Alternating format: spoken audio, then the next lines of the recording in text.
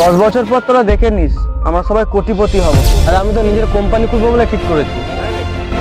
স্বপ্ন দেখা ভালো, কিন্তু বাস্তবটাও মেনে নিতে হবে। সবাই যদি একসাথে থাকে সেটাই অনেক। আমি সবাইকে প্রমাণ করতে চাই আমি কিছু না, এটা ভুল। সবাই আমাকে জোকার ভাবে, কেউ জানে না আমি ভেতরে কতটা ভাঙা। আমার ভয় স্বপ্নের পেছনে দৌড়াতে গিয়ে যদি সব হারিয়ে ফেলি। আমার বাবা চান আমি চাকরি করি, কিন্তু আমি অন্য কিছু হতে চাই।